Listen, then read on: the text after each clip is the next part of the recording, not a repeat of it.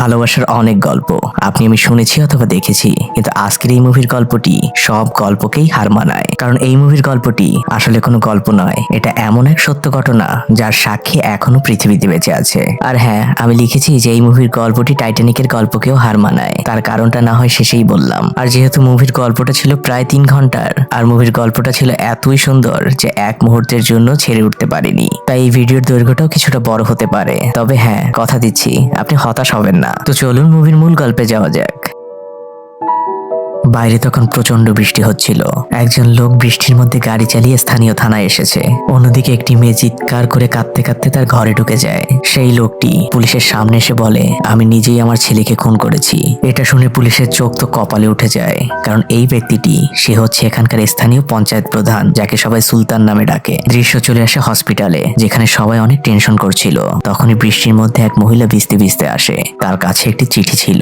চিঠিটি পাওয়া মাত্রই অন্য মহিলাটি খুব তাড়াহুড়া করে হসপিটালের ভিতরে ঢুকে যায়, আর হসপিটালের বেডে শুয়ে থাকা লোকটির হাতে সে চিঠিটিকে ধরিয়ে দেয়। আর চিঠির নিচে লেখা ছিল, ইতি তোমার মইদিন। আর এটাই মুভির নাম, এন্নু নিন্তে মইদিন। তো ঘটনা চলে যায় অনেক বছর আগে। এই ব্যক্তিটি হচ্ছে আমাদের মুভির মূল নায়ক মইদিন। সে ফুটবল খেলায় অনেক ভালো ছিল। সে ছিল ওই অঞ্চলের মধ্যে সব থেকে নাম করা ফুটবল প্লেয়ার। অন্যদিকে একটি খ্রিস্টানদের চার্চ দেখানো হয়, যেখানে এই মুভির মূল নায়িকা, যার নাম ছিল কাঞ্চনমালা, সে এখানে পড়াশোনা করত। কাঞ্চনমালা ছিল খুবই প্রতিবাদী এবং বাস্তবধর্মী একজন মেয়ে। কাঞ্চনাদের বাড়িতে একটি পুজোর অনুষ্ঠান ছিল, তাই সে ছুটিতে বাড়িতে এসেছে। এই ছেলেটির নাম হচ্ছে আপ্পু। সে ছোটবেলা থেকেই কাঞ্চনমালাকে খুবই পছন্দ করে, তাই সে লুকিয়ে লুকিয়ে কাঞ্চনমালাকে দেখছিল। আর কাঞ্চনমালার বাবার বেস্ট ফ্রেন্ড হচ্ছে এই লোকটি, যাকে আমরা মুভির শুরুতেই দেখেছিলাম, যে কিনা থানায় গিয়েছিল। আর এই লোকটি হচ্ছে মইদিনের বাবা। তো আমরা বুঝতে পারি মইদিনের পরিবার হচ্ছে মুসলিম আর কাঞ্চনমালার পরিবার হচ্ছে হিন্দু, কিন্তু তাদের পারিবারিক বন্ধুত্ব অনেক দৃঢ়। কাঞ্চনমালার বাবা মইদিনের বাবার কাছে মইদিনের কথা জিজ্ঞেস করে, আর এদিকে মইদিনকে দেখানো হয়। রাজনৈতিকভাবে মইদিন ছিল তার বাবার একদমই বিপরীতমুখী। তার বাবা ছিল কংগ্রেসের সমর্থক এবং তাদের নির্বাচিত একজন নেতা, আর মইদিন ছিল সমাজতান্ত্রিক দলের একজন লোক, যারা কিনা কংগ্রেসদের একদমই পছন্দ করতো না। তাই বাবা ছেলের সম্পর্কটা একদমই ভালো ছিল না, একজন আরেকজনের প্রতিপক্ষ বলা যায়। এমনকি মইদিন আগামী নির্বাচনে তার বাবার বিপক্ষে দাঁড়িয়েছে। নির্বাচনের আর খুব বেশি দিন বাকি নেই, তাই মইদিন তার প্রচারণা চালাচ্ছিল। এলাকার লোকজনও তাকে অনেক পছন্দ করে, কারণ মইদিন ছিল খুব পরোপকারী একজন ছেলে। এদিকে কাঞ্চনার ছুটি শেষ হয়ে আসে। তার পড়াশোনার জন্য আবারও চার্চে ফিরে যাওয়ার সময় হয়ে এসেছে। কাঞ্চনা সবার কাছ থেকে বিদায় নেয়। কাঞ্চনাদের বাড়িতে যারা কাজ করত, তাদের মধ্যে একজন মহিলাকে কাঞ্চনা খুব ভালোবাসতো। সে তাকে একদম নিজের বোনের মতো মনে করত। কাঞ্চনা বিদায় নিয়ে রওনা হয়ে যায় তার ভাইয়ের সাথে।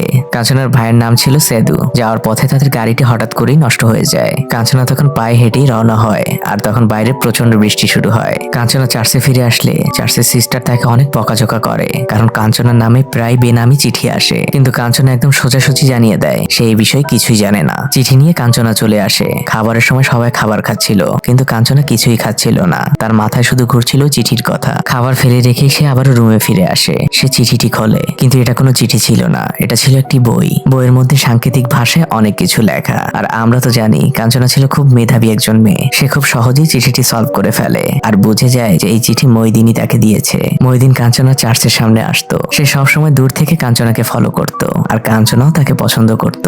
এভাবেই খুব সাদামাটা ভাবে শুরু হয় তাদের ভালোবাসার গল্প। শুরুটা যতটা সহজ মনে হচ্ছে আপনার কাছে, সামনে ততটাই কঠিন হতে চলেছে, যা হয়তো আপনি কল্পনাও করতে পারছেন না। এদিকে সেদু নামক সেই ছেলেটিকে দেখানো হয়। সে কাঞ্চনার ছবি বের করে তার জন্য একটি চিঠি লিখছে।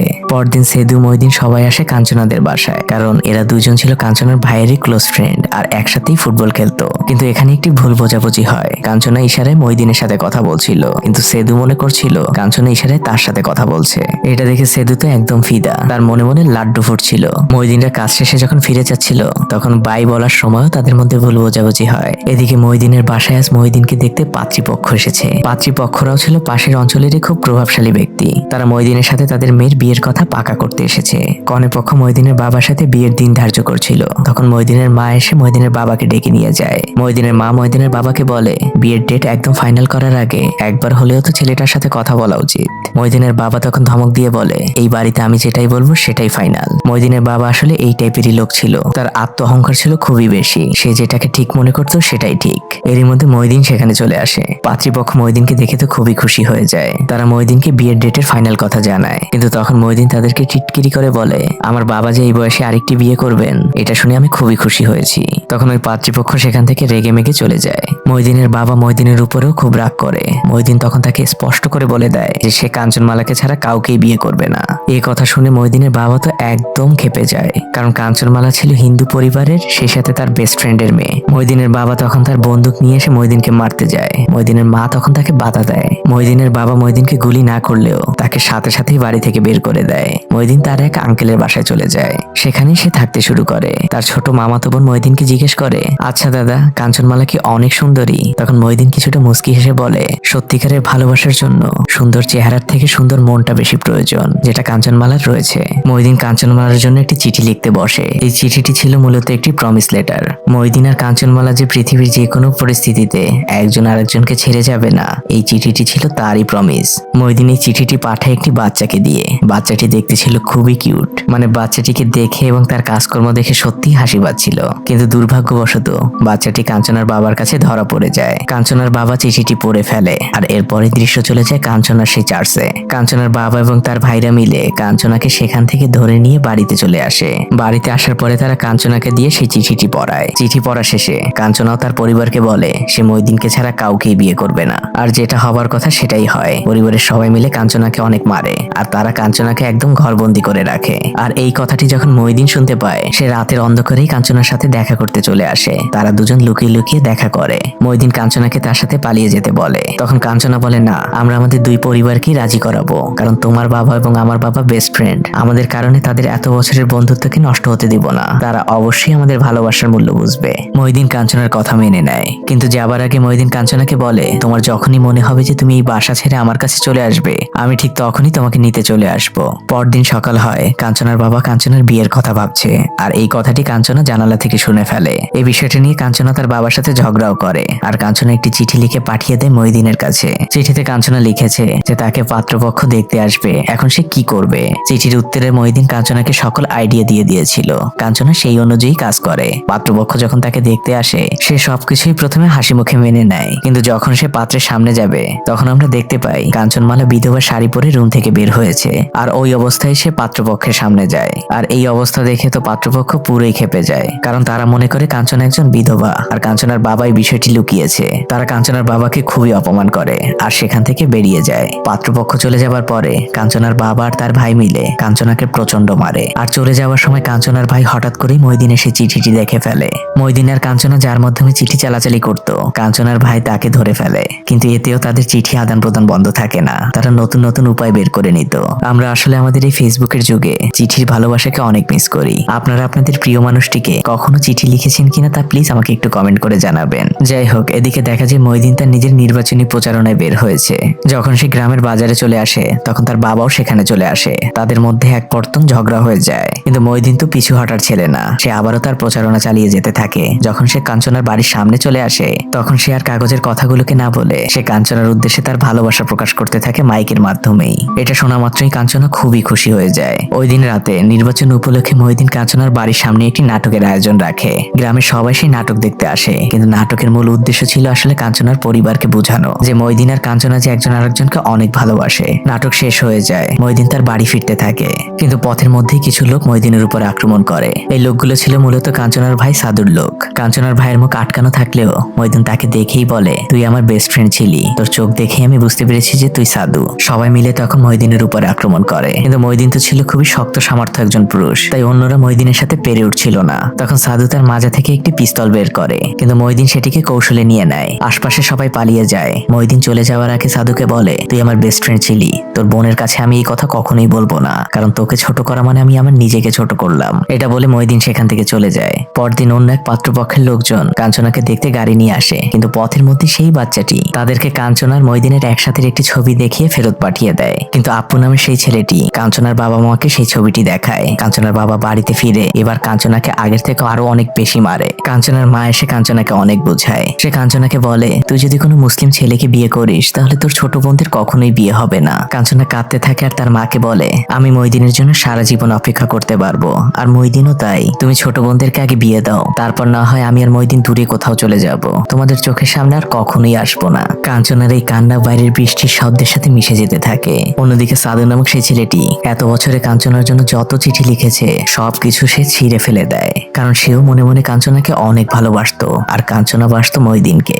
এভাবেই চিঠির আদান প্রদান চলতে থাকে আর সময় কাটতে থাকে। সময় কাটতে কাটতে এখন কেটে গিয়েছে 10টি বছর। মহিদিন আর কাঞ্চনার ভালোবাসা ঠিক আগের মতোই রয়েছে। তারা এখনো কেউ বিয়ে করেনি। 10 বছর পর আজ তারা অনেক দিন পর দেখা করছে। তাদের চিঠিতে কথা হতো ঠিকই, কিন্তু তাদের দেখা করার সুযোগ হতো না। মহিদিনের চুল এখন অল্প অল্প সাদা হতে শুরু করেছে আর কাঞ্চনমালারও ঠিক একইভাবে বয়স বেড়ে চলেছে, কিন্তু তাদের একসাথে থাকার ইচ্ছেটা এতটা বছরে একটুও কমেনি। তারা দুজন এখনো অপেক্ষা করে বসে আছে তারা দুজন একসাথে ঘর বাঁধবে। আর এতটা বছর পর তারা দুজন একসাথে মিলে সিদ্ধান্ত নিল তারা দূরে কোথাও পালিয়ে যাবে। মহিদিন তাকে আগামীকাল নিতে আসবে। এই ওয়াদা করে তারা দুজন তাদের বাড়ি ফিরতে থাকে। তারা দুজনেই ছিল প্রচন্ড খুশি, কারণ আগামীকাল তারা তাদের নতুন জীবনে শুরু করতে যাচ্ছে, যে জীবনের স্বপ্ন তারা এতটা বছর ধরে দেখেছে।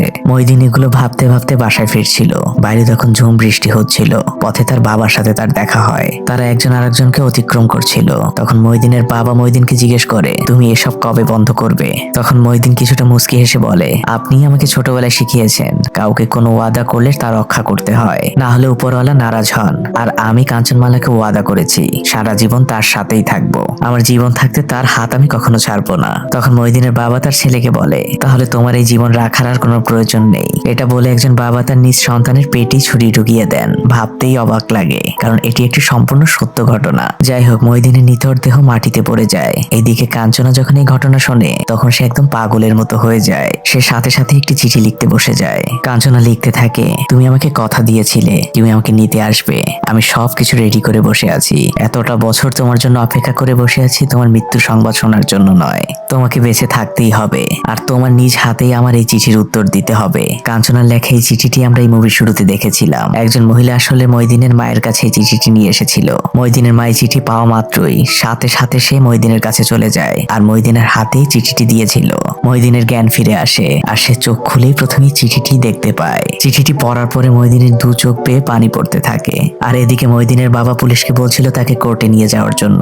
মহিদিনের মা বাড়িতে ফিরে আসে। সে এক কাপড়ে ওই বাড়ি থেকে চলে যাওয়ার প্রস্তুতি নেয়। সে মহিদিনের বাবাকে শেষবারের মতো বিদায় বলে। এত বছরের সংসারের চাবিটিকে রেখে মহিদিনের মা বাড়ি থেকে বেরিয়ে যায়। পরদিন মহিদিন আর তার বাবাকে আলাদা আলাদা ভাবে কোর্টে হাজির করানো হয়। মহিদিনের বাবার উকিল মহিদিনের বাবাকে বোঝাচ্ছিল, আপনি বিচারকের সামনে কোনো কিছুই স্বীকার করবেন না, আপনি মিথ্যা বলবেন। তখন মহিদিনের বাবাই উকিলকে বলে, আমি কখনো মিথ্যা বলতে শিখিনি আর আজও বলবো না। কোর্ট শুরু হয়ে যায়। মহিদিনের বাবার কাছে যা যা জিজ্ঞেস করা হচ্ছিল সে সবকিছুই সত্য বলছিল। এরপরে উকিল চলে আসে মহিদিনের কাছে, কিন্তু মহিদিন আর তার বাবার মতো সত্য বলে না। সে তার বাবাকে বাঁচানোর জন্য মিথ্যা বলে। সে বলে, ওই চাকুটি আমার বাবার ঠিকই, কিন্তু আমার পেটে চাকু ঢোকেনি। বৃষ্টির সময় পা পিছলে যে আমার পেটের মধ্যে একটি লোহার টুকরা ঢুকে গিয়েছিল। জজ সাহেবও বুঝতে পারে যে মহিদিন মিথ্যা বলছে, কিন্তু তার তো আর কিছু করার নেই। মহিদিনের বাবাকে এই মামলা থেকে অব্যাহতি দেওয়া হয়। যার সময় মহিদিন তার বাবাকে বলে, সবকিছু ভুলে যাও বাবা, সবকিছু ঠিক আছে আর আমার মনের মধ্যে তুমি ঠিক আগের জায়গায় রয়েছো। এটা বলে মহিদিন চলে যায় আর মহিদিনের বাবা খুব বিষণ্ণ মনে বাড়ি ফিরে আসে। সে একদম চুপচাপ হয়ে গিয়েছে। রাতের বেলা সে যায় মহিদিনের নানা বাড়িতে। মহিদিনের মা বেরিয়ে আসে। সে মহিদিনের মাকে বলে, তুমি আর মহিদিন বাড়ি ফিরে আসো। এটা শুনে মহিদিনের মা আর মহিদিন দুজনেই খুশি হয়ে যায়। মহিদিনের বাবা একা বাড়িতে ফিরে আসে। বাইরে তখন প্রচন্ড বৃষ্টি হচ্ছিল।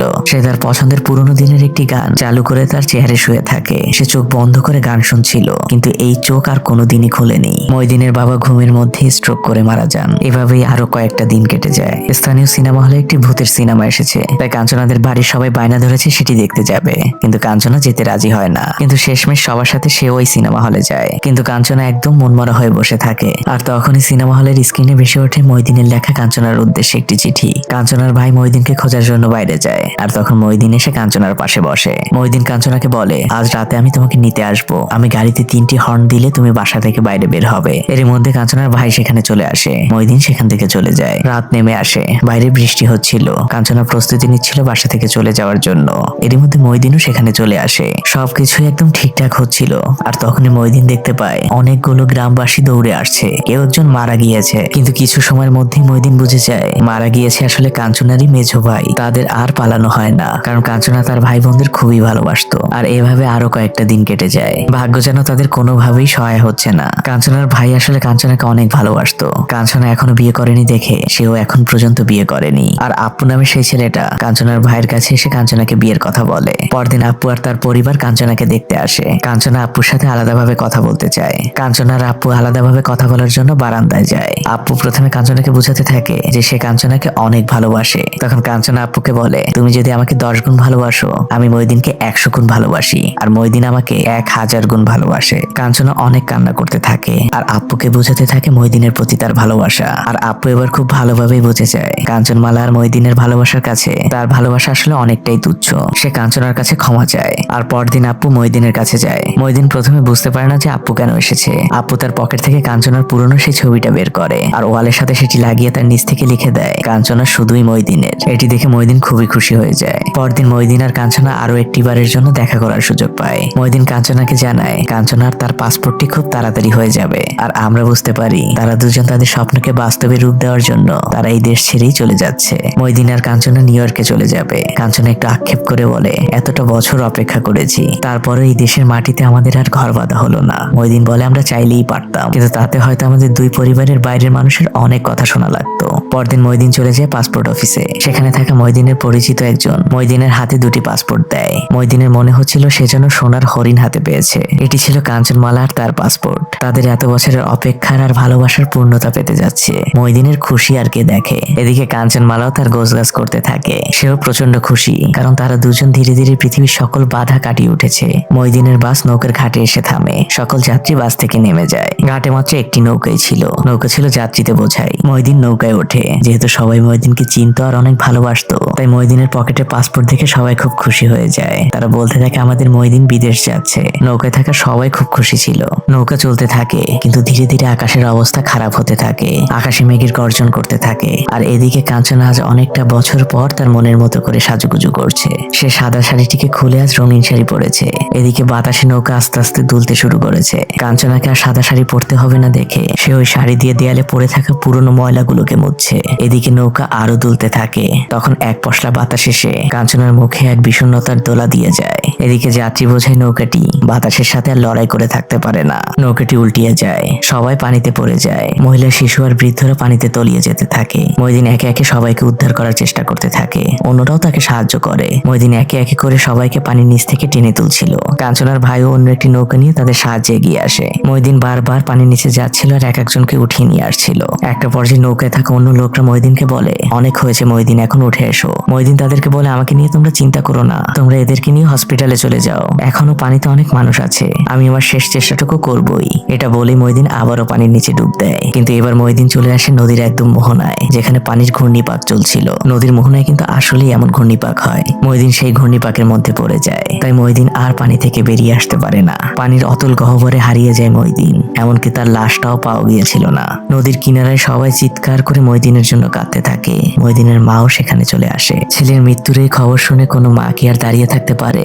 সে নদীর কূলে বসেই চিৎকার করে কাঁদতে থাকে। মইদিনের মৃত্যুতে যেন চারদিকে এক বিষণ্ণতার মেঘে ছেয়ে গিয়েছে। ওই ঘটনায় মইদিন সহ আরো 3 জন মারা গিয়েছিল।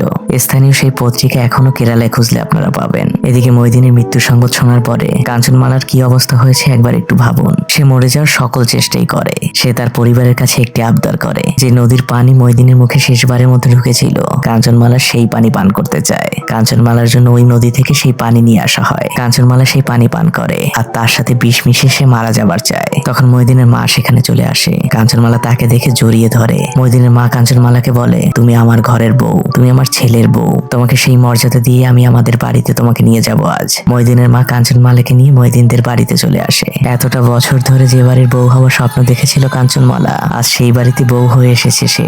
এই ঘরে প্রথম পা রাখতে যাচ্ছে সে কল্পনা করতে থাকে মইদিন হয়তো অনেক খুশি হচ্ছে আজ। মইদিন এই পৃথিবীর মায়া ত্যাগ করে চলে গিয়েছে ঠিকই, কিন্তু তার ভালোবাসা আজ পূর্ণতা পাচ্ছে। কাঞ্চনমালা এই বাড়ির বউ হয়ে এসেছে।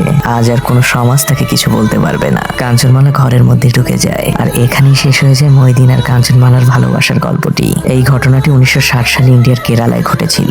আর সব থেকে বড় কথা হচ্ছে কাঞ্চনমালা এখনো বেঁচে আছে। আর সে এখনো মইদিনদের বাড়িতেই আছে ওই বাড়ির বউ হয়ে। আপনারা চাইলে গুগলে সার্চ দিয়ে দেখতে পারেন। আর এই বয়স্ক মহিলাই হচ্ছে কাঞ্চনমালা। তো আমি মুভির শুরুতে বলেছিলাম এই মুভির গল্পটি আমার টাইটানিকের থেকেও বেশি মন ছুঁয়ে গিয়েছে। কারণ টাইটানিকের ভালোবাসার গল্প হয়তো ওইসব দেশে কয়েক দশকে একটি ঘটে, কিন্তু আজকের মুভির এই গল্পটি আমাদের ভারত বাংলাদেশে আমাদের চারপাশে অহরহ আমরা দেখতে পাই। তাই বাঙালি হিসেবে মইদিন আর কাঞ্চনমালার এই ঘটনাটি আমার মনের গভীরেই থেকে যাবে। এটা আমার একান্তই ব্যক্তিগত মতামত।